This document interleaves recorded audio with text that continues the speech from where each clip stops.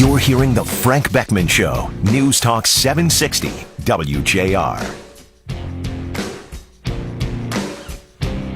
You know, I mentioned to Steve earlier, I was sitting there at home last night, and we got the Red Wing game on one screen, and then brought up another TV, smaller TV, for the Tigers game, so we could watch both in the same room. And it was all well and good, and suddenly the phone rings. And my wife, of course, I'm not going to get up. I'm busy researching sports so that I can bring you the story this morning, right? I'm doing research in my Ricky Bobby chair. And plus, I'm, cleaning up 2 hard drives on 2 different computers so I can do better work from home, right? And the phone rings, and my wife answers it, and she goes, Frank, I think you're supposed to be on a conference call. And I said, a conference call? What are you talking about? And I pick up the phone, and sure enough, there's a conference call going on. And I listen for a few moments, and it turns out it is indeed a conference call, and it's all about Proposal 1. The ballot initiative coming up next month, just a few weeks away, that would raise the state income tax by 17%, from 6 to 7% on the dollar, and the sales tax, I should say, not the income tax. My bad. That was a slip on my part. Strictly rhetorical. But at any rate, so they're discussing it, and it becomes pretty clear the entire session's being run by the Coalition Against Higher Taxes and Special Interest Groups. Paul Mitchell is the head of that. He is the treasurer, and he was running the session last night, answering questions from others on the line. And one of his aides came on later and said, you got 11,000 people on this call right now. And I said, you're kidding me.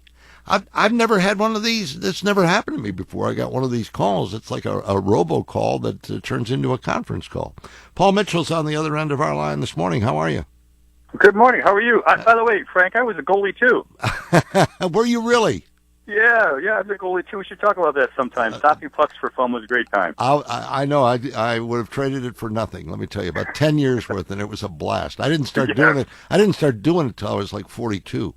Me either. I did it as an adult. I didn't start until I was older. Yeah, right, exactly. It looked like fun, and I wanted to do it since I was a kid, and I did. And I had a blast, and I miss it terribly. If my body would have held up, I would have kept playing. Yeah, you and I both. All right, so anyway, I'm trying to watch a hockey game and baseball game, and you distract me with this conference call last night. And of course, once I get my teeth into a news story, I can't let go. So now I'm trying to multitask like 5 things at once. Thanks a lot. Well, sorry about that, but it's a good way to reach voters. We have conducted those now for 6 weeks, and believe it or not, about almost 28% of the people that we call, and from a list of what we believe are likely voters, take the call and accept the call and sit in and ask. Some of them ask questions, obviously. We answered last night about 17 or 18 questions that listeners had.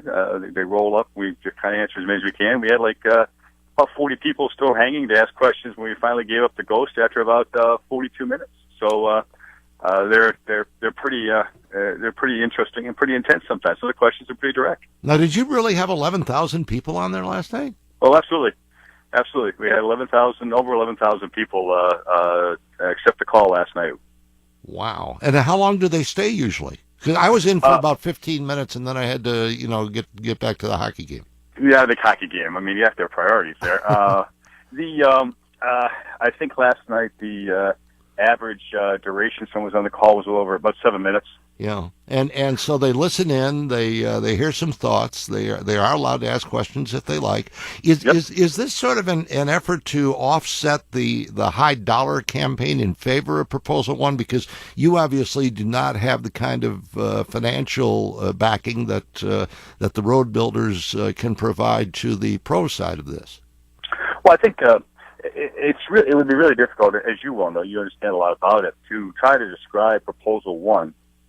Either in favor or against in a 30-second TV ad or even a 60-second TV ad. I mean, 60 seconds isn't going to do it. You need 60 minutes to try to describe to someone all the things that Proposal 1 does. The telephone town halls give us an opportunity to explain in more detail some of the things that's contained in Proposal 1. And equally important, the voters, the interested people get to ask questions. Well, what about this? if you want people to vote, you want people to understand what they're voting for, you need to give them an opportunity to engage and ask their questions so they understand it, and gives them the opportunity that a TV ad doesn't, or many of the other things, the radio ads, those types of things. It's a way to reach out to a lot of people that may vote and allow them to engage and ask questions. Well, and on the other side, you got the TV ads, though. The Free Press just ran a story that said the case they're making for our lousy roads is overstated, that they're exaggerating on these ads. So you're running against that as well. Well, the Free Press is being kind in terms of their wording. I would suggest that the Yes campaign continues their efforts to scare and mislead the voters. The Free Press does note, for example, that the discussion about their new ad talks about a third of all serious or fatal traffic accidents are due to road conditions. And if you look at the study they're referencing, it refers to data from 1979 that talks about environmental conditions of the roads, which includes snow, rain, ice, sleet, deer. And by the way, that study didn't even list road conditions as one of the major causes of environmental issues. But they've taken the data, they lay it out there, and it's one more effort to scare the voters into voting for what we strongly believe is a really crummy deal. Kind of like global warming. So there you go. Same. Well, it's going to warm up today, and we guarantee that if we expand our road warranty program that they've already cited as not being very functional, you're going to get better roads. I mean, that's the other study that came out over the weekend, Frank, was the Lansing State Journal did an investigative report on Michigan's road warranty program. The program is 18 years old, and MnDOT is quoted as saying they're still learning. That is a pretty slow learning curve, isn't it? It takes a long time, I guess, to learn that. The other point you made, though, that I thought was really important, Paul, and I'd like you to expand on it for a moment here, is that the $1.2 billion that they're talking about raising every year from the increased tax revenue is not all going to the roads, to repair the roads. Well, no, it's important that people understand that year one, only about 25% is going to go to roads. We're going to pay down debt. You know, there's some value to paying down debt, but if the roads are really that in that kind of condition, there's bad conditions, saying we ought to spend every dime we can on roads. Long term, in the future, they're going to put $1.2 billion. Listen to the ads in the transportation. That's not just roads. If you look at the House Fiscal Agency report that they put out for this current fiscal year, only 79 cents of every dollar that goes in the transportation fund will be spent on roads. It's spent on a variety of other things.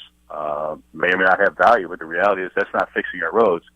So if it's the priority fixing our roads, let's just talk about our roads. Let's put money just into our roads. And if there's other things to do, let's talk about those. But I call the proposal one a Christmas tree that hung all kinds of ornaments on it for everybody else in hopes of winning votes. So how many more of these miniature radio talk shows are you going to be doing?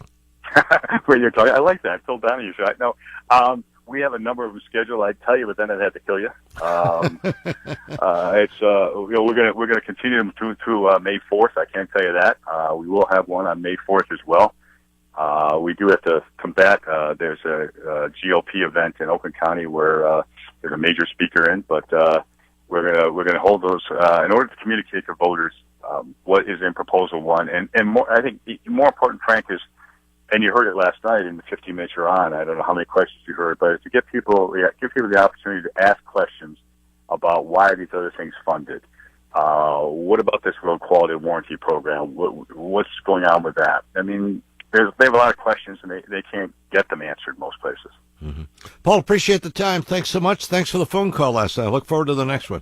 Absolutely. Let's go talk hockey sometime. All right. I'll talk to you later. Take care. Bye-bye. You too. Paul Mitchell, the man who serves as treasurer of the Coalition Against Higher Taxes and Special Interests, the Anti-Proposal One group that's holding these telephone conference calls across the state. Right now, let's check traffic.